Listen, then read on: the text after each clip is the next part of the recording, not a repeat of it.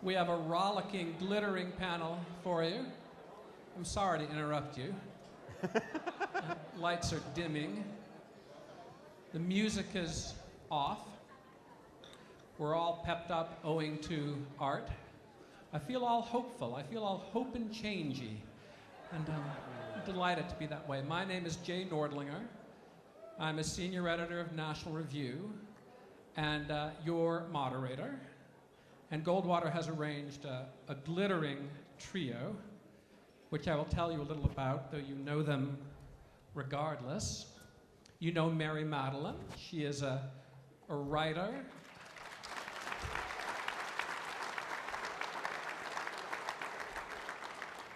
She wears many hats. She's a writer and publisher and political commentator and political strategist.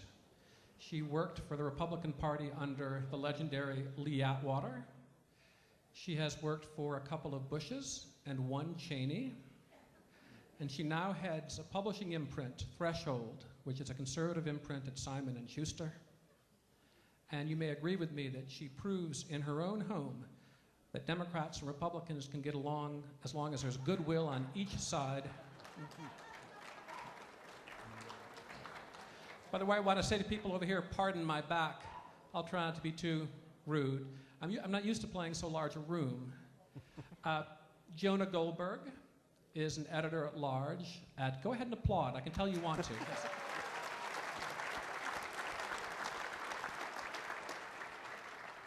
Jonah is an editor-at-large at National Review Online. He is a very popular syndicated columnist and author. Sometimes I call him America's sweetheart. He displaced Katie Couric a long time ago. He is the author of the wild bestseller, Liberal Fascism, and telling us the nature of fascism, what it is. By the way, you're many conservatives and libertarians here. How many of you at some time in your life have been called a fascist? It's, well, it ain't so, and that we know. I'd like to say a little about, they're arguing about fascism. Jonah has the distinction of being the son of a mother who is as fun and clever and smart and delightful as he, Lucianne Goldberg.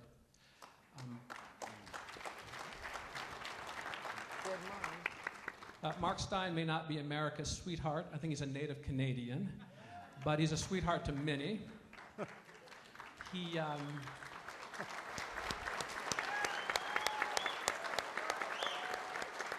Hey, Jay, the original America's Sweetheart was, in fact, the great film star Mary Pickford, and she was Canadian. So it's one of those jobs Americans won't do, I think. It's,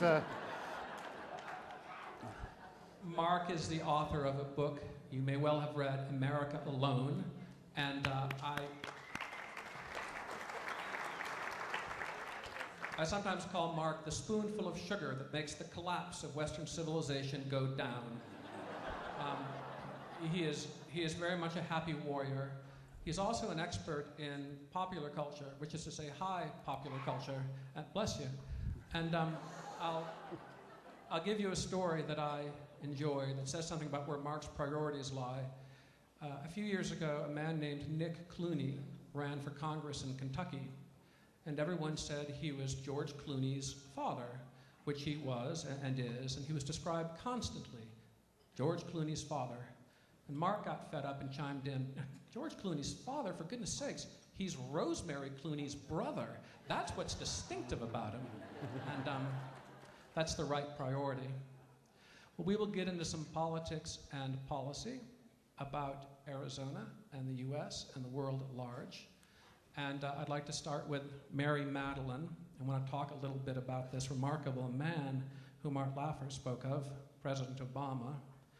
And my question to you, Mary, is basically, who is Sylvia? What is she? What is this President Obama? What manner of man have we elected? Is he a liberal Democrat or an ultra-liberal Democrat like George McGovern or Gene McCarthy or Arizona's Mo Udall? Is he more of a social democrat, a Scandinavian-style politician and statesman? Is he a radical?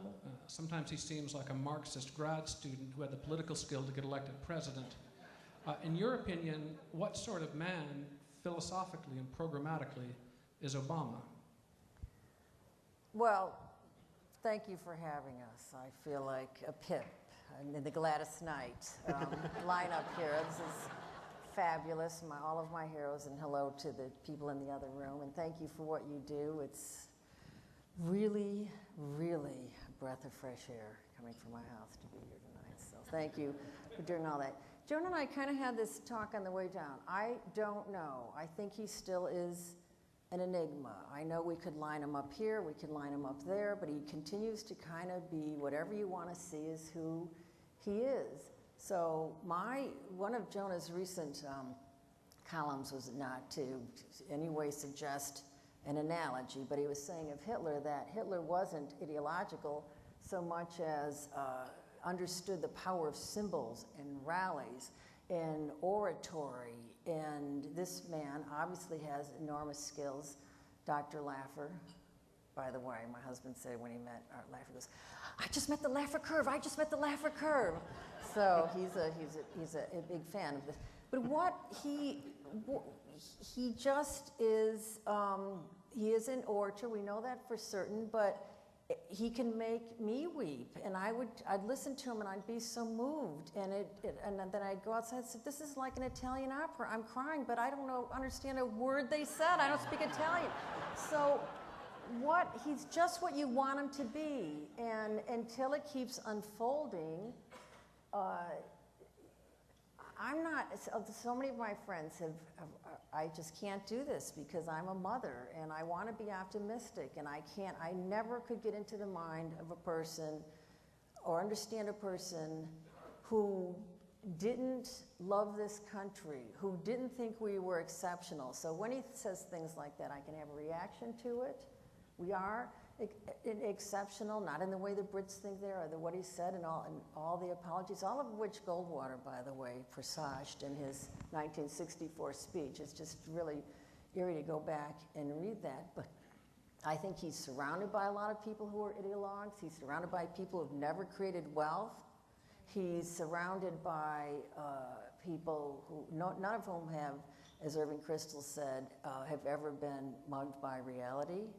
Remember when McGovern famously had to go get a real job, and he said, oh my God, we're overtaxed, we're overregulated? Well, none of these people have ever done this, so he tried to run a bed and breakfast in Connecticut. Right, and he couldn't believe it. So that scares me about him. I think she's a liberal. I just don't, he may be a completely charming man, but I think that's the scary thing, that he's charming and he's a Rorschach test still. Now, what makes him step up to the plate? What makes him love this country? What makes him understand that we are exceptional? What stops him from the turning point? Because I want to be an optimist about this, but we are in a different paradigm where the information age technology accelerates our capacity to jump off the cliff. I'm sorry, doctor, you have to give me another dose of happy talk at the end here. So. Well, Jonah, let me ask you, is there something to fear or dread about Obama? Is he a roaring statist?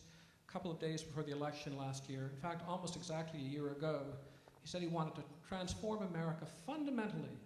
And a lot of us said, well, that's just campaign rhetoric. We all talk like that. People on the stump, that is.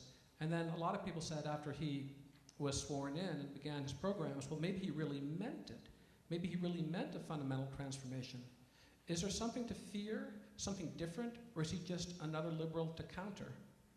Well, first of all, I want to say I'm terribly excited to be here as well. I'm more excited than Roman Polanski at a Hannah Montana concert. All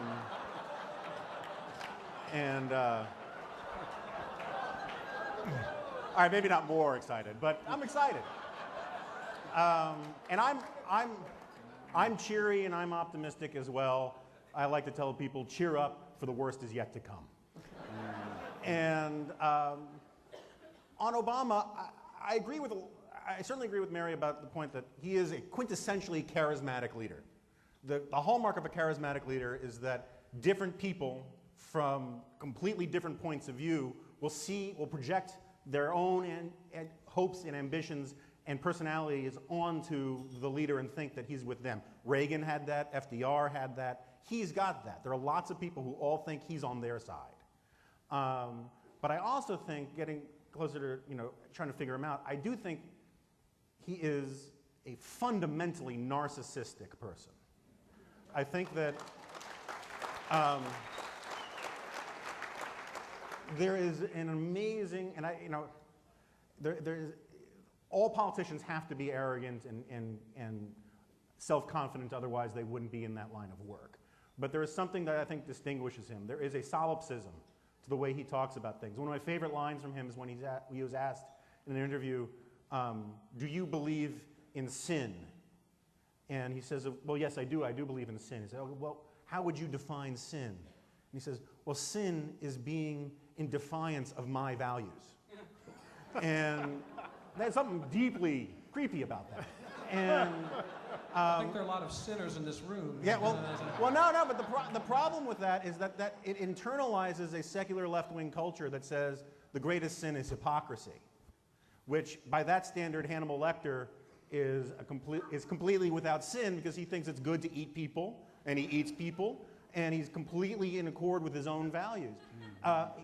Hypocrisy is, in fact, a recognition that there are values out there. And I think that, I'm not saying that the guy's a serial killer who wants to eat livers with nice Chianti, but what I am saying is that there is something that is remarkably arrogant about the guy. And when he says to the United Nations, you can measure the character and cause of my nation by the last 9 months of my presidency, not by the Declaration of Independence, the bodies left in Normandy, putting a man on the moon, but hey, me, because I'm all that in a bag of chips. I think that says something deep and somewhat disturbing about him, and I think his agenda is one where he is going for greatness, and he really does believe in transforming America, and I don't want to see America transformed. It can be improved. Conservatives believe in improvement, we believe in reform, but not wholesale transformation, and I think that is to be feared. It doesn't mean he's going to turn it into Nazi Germany or anything like that, but if we lose on the healthcare thing, I disagree with Professor Lasser about some of the Laffer about some of this. What was that name again, Jonah? Laffer, sorry. If we really go down the road towards the public option and have a real move towards socialized medicine, I don't think it'll take a long weekend. I think it'll take the rest of my life to unravel a lot of that. And Jonah, I want to explore that question a little bit later. I'm going to get to that a little bit later. Is there a domestic Brezhnev doctrine? What they establish is theirs forever. We used to talk about that in the 1980s. But Mark, before I ask you something, do you want to say how happy you are to be here? Or do we just assume it? Are you happy, in fact? Well, I was happy, but I realized after Jonah's explanation that I'm actually not as happy as Jonah. Because that is the acme of happiness. And I think I'll let him speak for all of us. Mark, you've written pretty powerfully about healthcare and the president's healthcare plans. And I think what you say, if I can simplify or paraphrase, is it's not really about healthcare. It's about the nature of the state, the size of the state, and the relationship of the individual citizen to the state. That is what is at stake. Of course, we are talking about healthcare, but when talking about these healthcare plans, we're talking about something larger as well, aren't we? Yeah, healthcare is a liberty issue, which is why it's a Goldwater issue.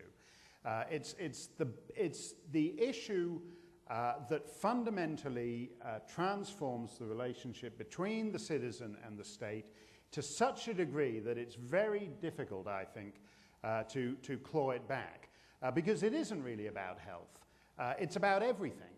Because if you're getting your health care paid by the government, that gives them the right to regulate every little aspect of your life. You see that with helmets for motorcycles. They say, well, if you fall off your motorbike, we're the ones who have to repair your head in the government hospital. Therefore, we have the right to make you wear the helmet. There's a situation in Scotland a couple of days ago.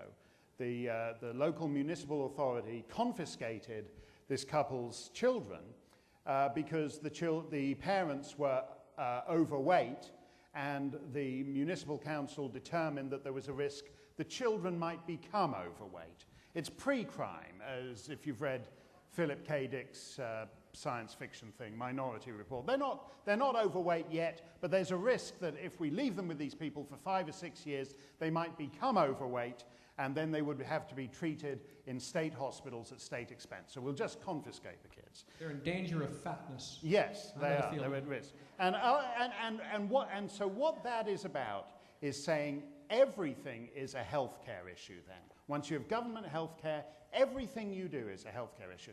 In the province of Quebec, which I know very well, not least because in the state of New Hampshire where I live, the hospitals are full of Canadian doctors, Canadian nurses, and Canadian patients who can't get treatment in their own country. But in the province of Quebec, men who have severe incontinence problems, that's to say they go to the bathroom 12 times a night, have to wait 3 years for a simple 20-minute procedure that would fix that. They do not have the right to go to a hospital and say, I'd like to have this procedure and I'm going to write you a check for however many $100 it costs, because the government has made it illegal for you to purchase your health care. So they have to get up and go to the bathroom 12 times a night, 7 nights a week, 52 weeks a year for 3 years until a government bureaucrat determines they can get that treatment.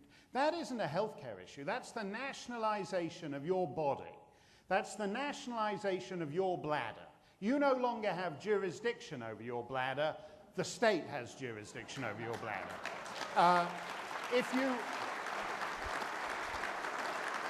at the moment, and spare a thought for these incontinent Quebecers, flushing into the St. Lawrence 12 times a night, this is the rise of the oceans that Barack Obama is worried about. It's these incontinent Canadians flushing all this stuff out into the Atlantic Ocean all night long.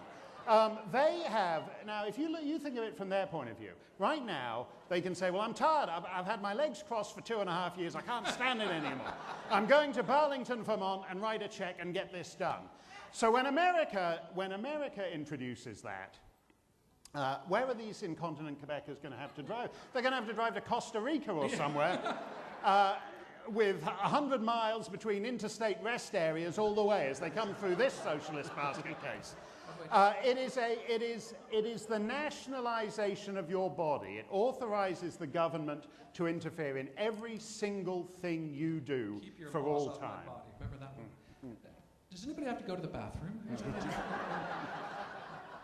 12 times, I wouldn't bother. I mean, But this is how, now I have a new cudgel, or an original cudgel, on how to get James off of universal health care. You will get this at age 65. Mary, you are a hard-headed political strategist, among other things, and have spent a lot of years studying our electorate, its composition and its changes and so on. And I wonder if you could just tell us, as frankly as you care, is there any appetite for limited government in the electorate? Is that ever a political winner, or are we all at least some sort of Keynesian now? You know, and this is a serious point, we do have President Obama to thank for this, and it picks up on Dr. Laffer's point, and I'll give you specific data on this. I was never really a Republican. I was a conservative, okay? I understood why I was a conservative. My people came from the old country. I grew up with all these ideas, not just of exceptionalism, but consequences for your actions and free will and being able to exercise it and rewards for ambition. So when that starts getting dismantled, then the country starts getting dismantled. So I thought you think like you think. My people, I thought everybody thought like that. Everybody loved America. So in the last, I've been thinking, after 2006, okay, we've got to have this conversation about what is the role of government, what level of government, all the Federalist issues we know, all the constitutional issues we know, all of like a restudy of the Bill of Rights and blah, blah, blah. So I think everybody knows this. We go to Iowa. In the last cycle, I was supporting Fred Thompson, whom I continue to believe is the best messenger of federalism in that message. And I'm running around talking about and James was not a bad pollster, was laughing at me. Nobody knows what you're talking about. Nobody understands that message. I said, we are at the epicenter of conservative activism. He goes, I'm going to prove it to you. He, at his own expense, did a poll in Iowa in the last presidential primary. 25% of the most active people in the country who determine who our candidate is, really, okay, if you win Iowa, basically, thought federalism was an expansion of government. So what we have to thank President Obama for is we are having this conversation, and the evidence that we're having this conversation are in all the polls you've been reading for the many couple of months now, where this president, quantified by public polls, not just our polls, has fallen faster than any president in 50 years. He's had in 56 years, he's had the worst one-quarter fall. In 70 years, there are more independents than ever was the case in this country. They're not pro-Republican, but they're not for this. And if you go to Resurgent Republic, which Ed Gillespie and Wood Ayers and some good conservatives are doing, if you ask people the specific question in language about limited government and what does that mean, it's, you know, just in ways that you were talking about. What are the practical impacts of an unlimited government? Let's say this in the reverse. They get it. They don't like, it's in their DNA, and they have an empirical lifetime of evidence here. So it's in our DNA, it's how our country was founded, it's how it's prospered, it's how it became exceptional, versus our DNA versus the DMV, okay? We know what works. We can make it work. So yes, I think there's an appetite, and I do thank him for that, because we were not having this conversation in 2006, and we weren't having it in the primaries of 2008 either. Jonah, let me pursue this just a little with you. A Republican governor told me not so long ago that the problem he faces is the other side is always promising free stuff. The other side is kind of Santa Claus, and we're Scrooge. And what we have to sell is self-reliance, independence, freedom, and all that jazz. Do you agree that it can still work and there's still appeal for that kind of approach?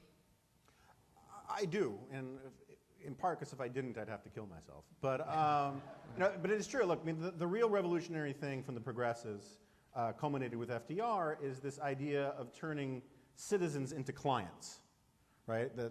The way FDR solidifies that New Deal coalition is he stops seeing Americans as citizens, individual actors, and he starts seeing them as people who get a check from the government, who get something from the government. He starts dicing up the demography of American politics in that way.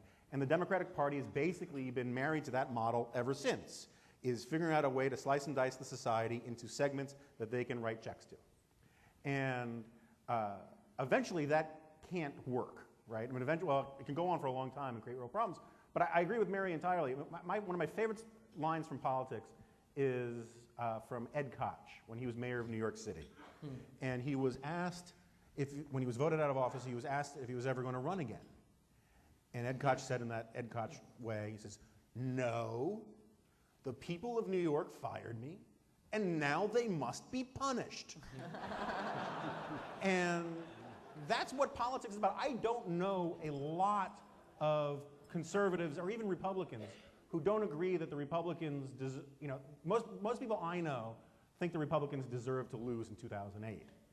The problem is that in a two-party system, when you throw one set of bums out, you have to throw the other set of bums in.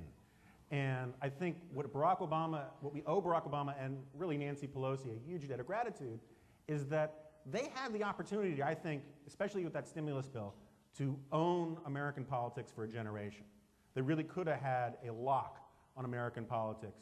And instead they got greedy, and they got greedy really fast, and they overreached. If they had something like a bipartisan stimulus bill, you would have had a third to half of the Republican caucus vote for it.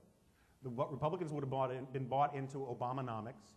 They wouldn't have been able to run against Obama in 2010, and we would be in much worse shape.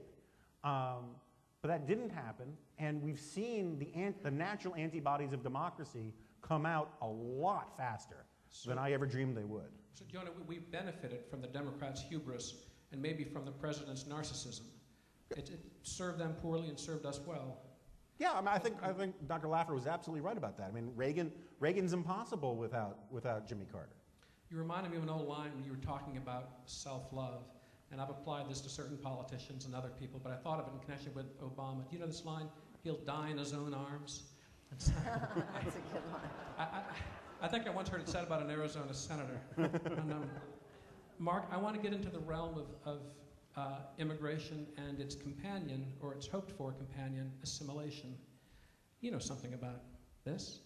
And there's a lot of worry in the Republican Party and among conservatives and libertarians about the growth of the Hispanic populations in states such as this one. Can Republicans appeal to this population? What to do? Are the so-called red states down here, Arizona and Texas, are they red for long? The Democrats, some of them are licking their chops over the bluing of those states on account of the Republicans' inability to do something with Hispanic voters. What do you think about this? Well, I'm not sure it's my place I think it is. to tell Americans who they can let into their country. But you do it anyway. Yeah, but I will anyway. They let me. Yeah, I'm like the gay couple from New York who remodels a nice 1790 Cape in Vermont and then doesn't want anybody else to move into the neighborhood. So I'm like that. America let me in. I was on a debate on immigration on Fox News with Juan Williams, and he accused me of being anti-immigrant. And I said, I am an immigrant. And Juan said, well, that's the problem with the system right there. You know, it's not the other 30 million who slipped across the border. This is the one they should have caught. Look, there's 200 countries in the world. But by the way, when I was talking about this with our friend Starley Rhodes last night, and I know there's differences about immigration. People say here, well, if there weren't illegal immigrants, the crops wouldn't get picked. You don't think about that. The way to think about that is as a structural defect in your society. When President Bush used to say, we need immigrants to come here to do the jobs that Americans won't do, the question you ought to be asking yourself is, why won't Americans do those jobs? Because if that's a permanent feature of life, then you cannot import enough people ever to solve the problem. Because people don't say seasonal fruit pickers for 8 generations.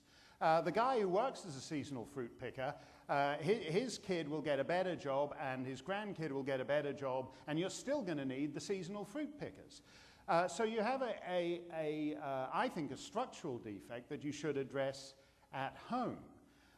For example, I don't understand this obsession with sending every kid to college till they're 34. That's the German model. In Germany, everyone goes to college till they're 34, and they take early retirement at 42, and they wonder why they can't make the numbers add up. Too many people go to college, and so we teach in college what we should teach in high school. And we teach in high school what we should teach in middle school. We ought to be compressing education. It would actually be good if people, J.K. Galbraith had a famous line. He said, nobody who's worked on a farm finds anything else they do counts as real work ever again. And I think that's true. Nobody wants to be nobody sets out at 16 to do agricultural labor and goes, wow, this is good. I think I'll do this till I'm 72. You do it for 6 months or a year and you move on. But to be able to do that, I think is actually good for society. I don't think you can say, well, Americans are just middle class. They're all white-collar people. So we need immigrants to come in to do the jobs Americans won't do. Now, secondly, on the immigration problem as a whole... Quick like, as my grandmother used to say, if you don't mind. Quick like. Yeah, okay. I'll give it quick. Okay. With respect to your grandmother. Thanks. There's 200 countries in the world. There's 200 countries in the world, give or take. So if you had immigration roughly in equal proportions from, 0.5% from each country. So you had Slovenes, you had Papuans, you had Uzbeks, you had Botswanans. You could probably manage to assimilate that. When your immigration pattern is overwhelmingly distorted in one particular direction, that has transformative consequences. They might be good, they might be bad. We see in Europe that the excessive dependence on Muslim immigration is turning those countries into semi-Muslim states. at one level, having an Hispanic source of immigration is an advantage to that. But it's not, but any time you have your immigration pattern overwhelmingly distorted to one particular narrow sliver of the planet, that's transformative. And it's just a question of whether it's transformative in a good way or transformative in a bad way. Mary, a lot of us have heard for many years, and I've even said, that Hispanic immigrants in particular are natural Republicans and natural conservatives, hardworking, family-minded, entrepreneurial, patriotic, church-going. Republican Party should really make inroads and more with this slice of the electorate. Do you believe that is so? I do, but you have to say that. You have to go there. You know, the thing about understanding politics or having any facility at it is understanding human nature. Thucydides said, war never changes because human nature never changes. Cicero said he could predict political outcomes because he understood human nature. Too many times conservatives buy the premise that's thrust on us. If you're pro-life, that makes you anti-woman. If you're pro-marriage, that makes you anti-gay. If you're pro-security, that makes you anti-immigrant. If you're pro-freedom or pro-ethics or pro-moral consideration, that makes you anti-reform or anti-science. And we're nice and we don't want to push back on this stuff. Now, this is anecdotal, but the only treatise I've ever been where demographics is destiny is in Mark's book. And if you haven't read it, you must read it because it is true that demographics is destiny there. Demographics in our country is not destiny, but if we don't go into these communities or we don't make people feel proud of going through the immigration process. I have in my home right now a woman who's married to an American, but she is studying English and she's going through all the process. She's so proud of herself, and the harder it is, the prouder she is and the more American she wants to be. And we just buy the premise that we're mean-spirited or we're anti-this. No, we're not. We should make it hard to be, we should make it an effort. We should make it an earnest effort so people can be proud to become an American. Now, how do we get from hither and yon? We've all heard this argument a zillion times, and it's not for tonight in deference to your grandmother, but we should stop buying the premise that any community is not open to us. If it won't be open to us if we buy the presumption. We need to go in there and talk about the founders and talk about Edmund Burke and talk about these things. And we know how to do it and make it accessible. So yes, the short answer is there's a natural work ethic, a spirituality, a proximity to us that they can see how we live and want to live how we live. But if we make it if anybody has kids or any husbands or whatever, the path of least resistance. If we make it easy, they're going to take the easy route. If we make it hard, they're going to aspire and they're going to be damn happy when they get to the end of whatever it was they were seeking, right? Doesn't that make it's just human nature is my point. Jonah, I've heard Mark say something 100 times, and I've quoted it often. It's such a marvelous insight and point. He says, you can't ask people to assimilate when you don't give them something to assimilate to. It's a question of cultural confidence. And I wonder if there's enough cultural confidence here in this country. Confidence in the principles of limited government, constitutionalism, personal responsibility, all that wonderful Goldwaterian jazz. How can immigrants be assimilated? For that matter, how can native-born Americans be introduced to and brought up to love that kind of culture that we would like to see? Yeah, this is a worldwide problem, as Mark knows better than anybody here, but I don't know why this came to mind. A friend of mine who's married to a documentary maker has been working in Spain, and I was talking to her, and she said that on Columbus Day, because I said, happy 500 years of genocide day as a joke, and she said, you know, it's not funny, you know, in Spain now, they call it Indigenous Peoples Day. in Spain, you know, and anyway, so. I hope Genoa's still holding out. I doubt it. But no, I agree with Mark entirely about that. And on the Republican conservative issue, look, my father and his two brothers were the first people in their family ever to graduate from grade school, never mind from high school or college. I come from, you know, immigrants on that side. My father-in-law literally swam the Danube to escape the communists and ended up getting a master's from Milton Friedman. I think that conservatives in particular are perfectly situated. In fact, they're the only ones who can do it, is assert pride in the immigrant narrative, the correct immigrant narrative. And one of the terrible places we've gotten is we've accepted these narratives, as Mary was saying, from the left about these things, and we have really short-sightedly, I would say, allowed, you know, fifth-generation Hispanic Americans to feel like they should have more solidarity with an immigrant from, you know, Ecuador, even though they're Mexican, and this idea that Hispanics have to be one giant block. And that sort of identity politics is what liberalism and the left is all about. And what conservatives really need to do is sing this narrative of pride about what an incredible country this is, that people can come here with nothing and become incredibly successful. And, you know, people badmouth the Lee Atwater style of politics of division, and oh, it's so bad to be divisive, and we should be inclusive, and if we all work our hardest, we can make this the best yearbook ever. And, you know, the reality is politics is by definition about division. It's about saying we believe these things and not those things. We want the people who agree with us to vote with us, the people who want this to vote with us, and the people who want that to vote for them. And hopefully you have more in favor of this than that, and you'll win the election.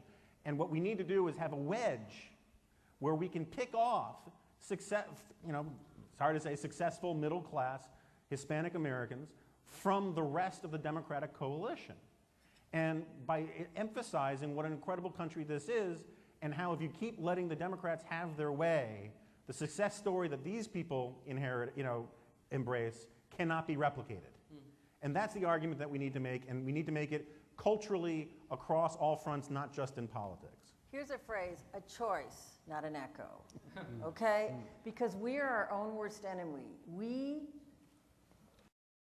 We're going to talk about New York 23 tonight, okay? We cannot Go do, ahead, Mary, go ahead. well, we can't, who joined the Republican Party to be an echo? Who joined the party to be an echo? We're a choice, and we are preserving what this country ever was from the beginning. It's not static, it's not inflexible. The founders knew a way. Edmund Burke told us the way. We have the framework to do everything that we want to do to reform and grow, but stay in this body of principles that has made us this exceptional country in all the history of the world. So why do we feel, I don't get the psychology of this, where we accept the premise, I'm being redundant now, You know, in our hearts we know we're wrong sometimes. Yes. that is the attitude. I think where someone said defeatism. earlier, this is a great, whoever said this, I told you I'm going to steal it. Democrats lie better than Republicans know how to tell the truth. So all of you candidates in here tonight, and there are some really great ones here, be the choice. Don't be intimidated. They're going to call you every name, and I think they've overshot here.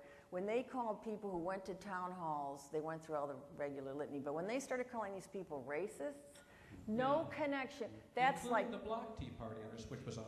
Was the point is all these names we've been called, which we shy away from because we're nice people and we don't want to be like that. When they started doing that, that's just such an overreach that can change the dynamic of this debate, which goes to your question, do we want limited government? We want the kind of country we had. We know we can fix what's wrong, but we can't keep marching down this path of political correctness where, please speak to your column about Rush versus, the last was like, what kind of world do we live in where those two instances are juxtapositioned and no one says anything about, you tell the column, because this is what it leads to if we don't be the choice, not the echo.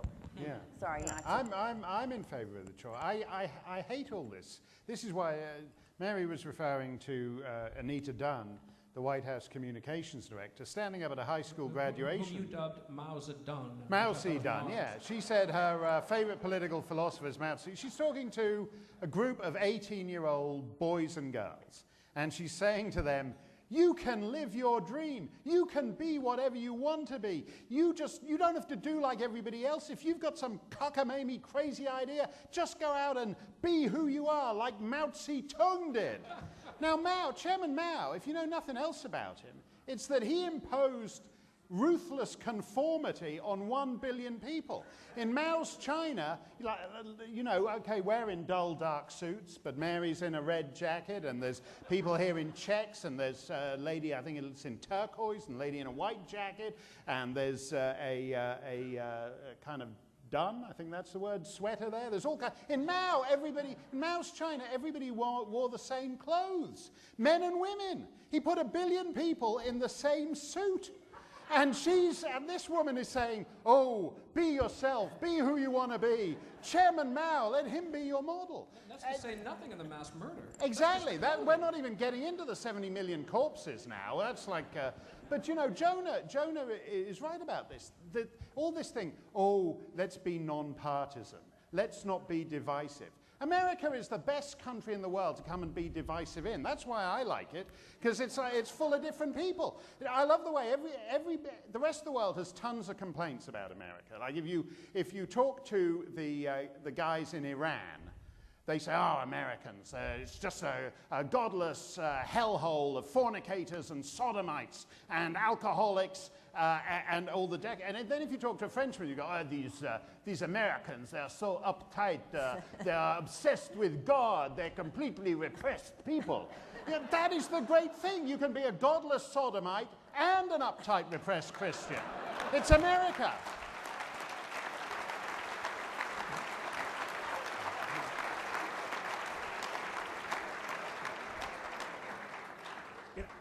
Wow, I hate to come down to education policy now, which I'm going to. As I adored that. I hope someone taped it. Mary, would you talk a little education policy with me? They've been pretty successful here with school choice in Arizona. And I want to know whether you think that is still a worthwhile educational reform and whether it's saleable politically elsewhere. The thing that gives me the most good cheer, besides we're such happy warriors, and makes me optimistic, is because something Darcy said at the outset that you're doing here about healthcare, which goes to this point, and I'm a privilege of age, is that you've seen it before, and what I've seen when we thought all was lost is the states they just ignore Washington, they start doing their own thing. We will not be ungoverned. We will not let our children fall into some horrific abyss. Again, human nature. You talk to Iraqi mothers or Afghan mothers, whatever. We have this thing where we're going to save our children, and we will figure out how to do it in the States.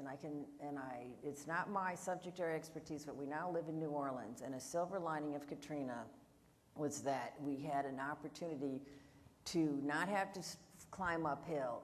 We just wiped everything out. We took all the schools out of, we made all the schools charter schools.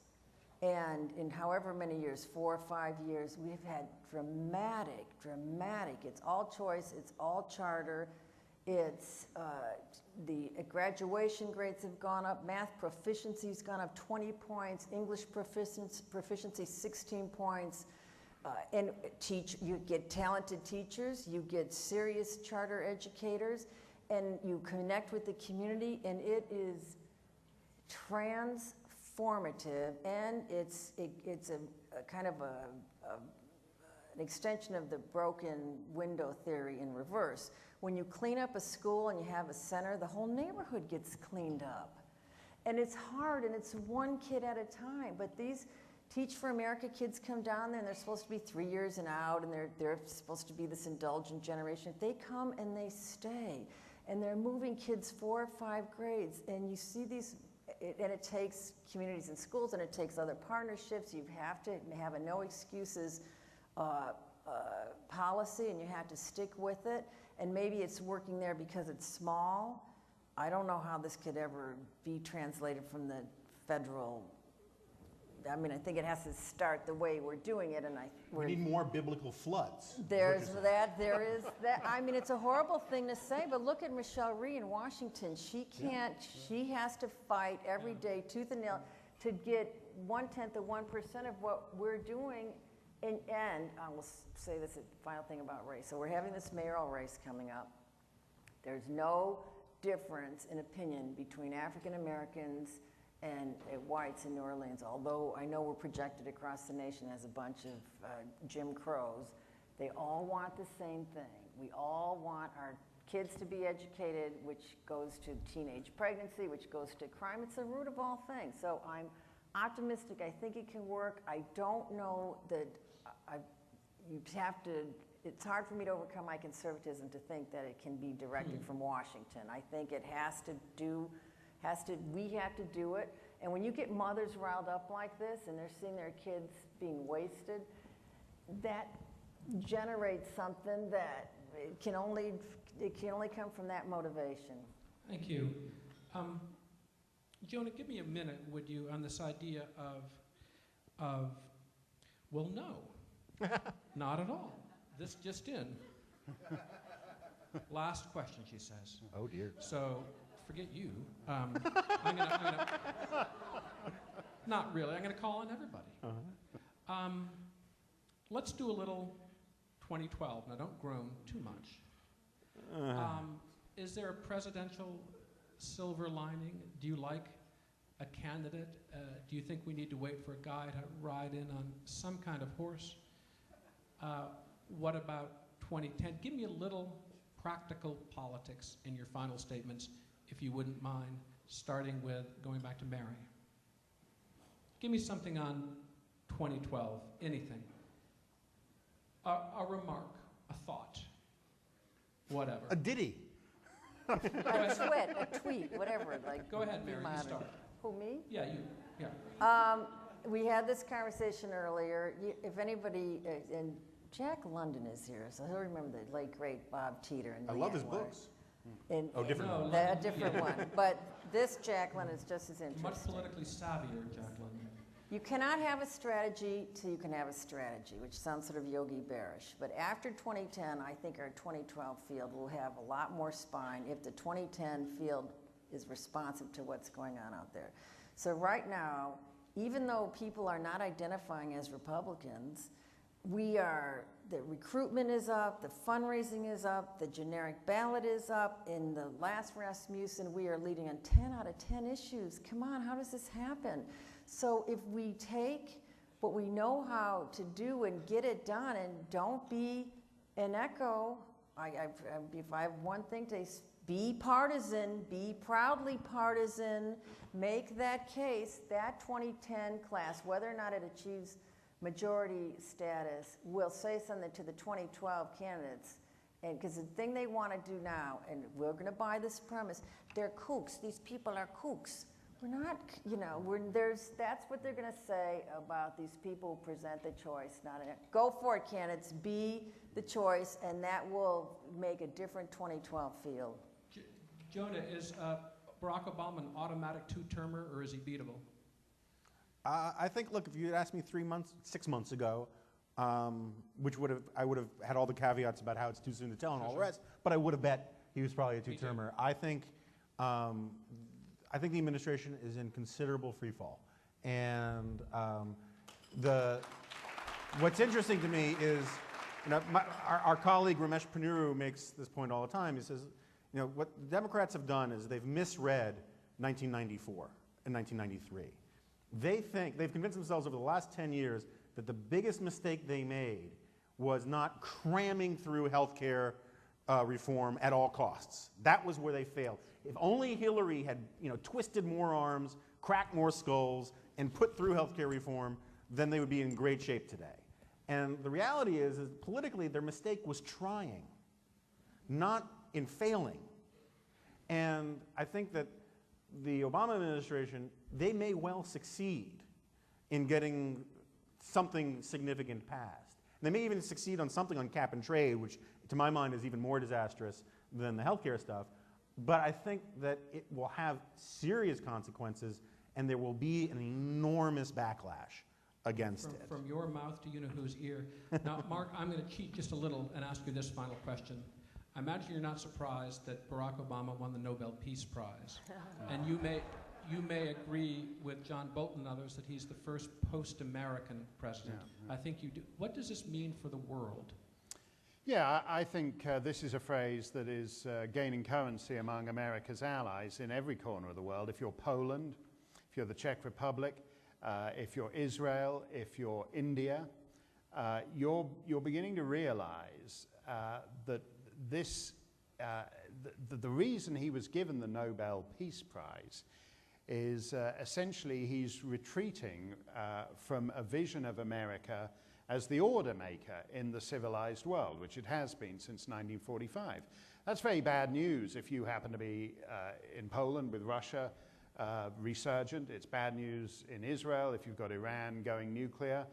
It's bad news if you're Japan with those crazies in North Korea. But I think it's also incredibly bad news for the United States. These things are not unconnected.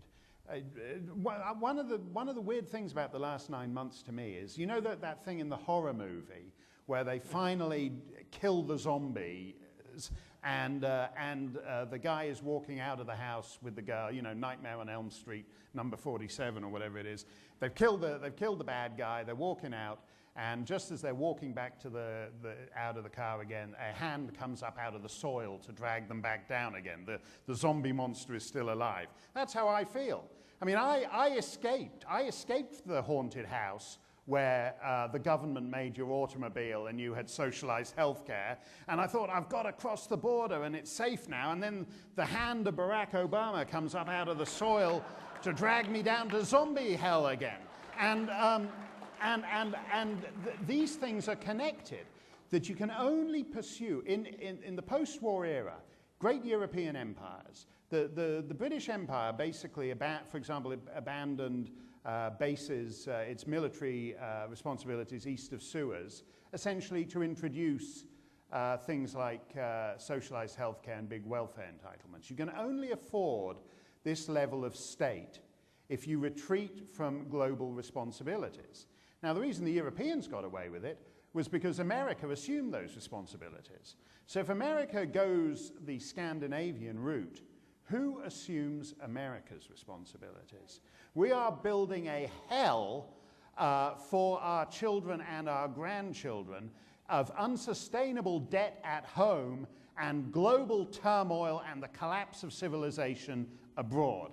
And on that cheery note, Jay, I think I'll close. Not the happy warrior. Thank you to Mary Madeline, Jonah Goldberg, Mark Stein, especially the Goldwater Institute. Thank you all.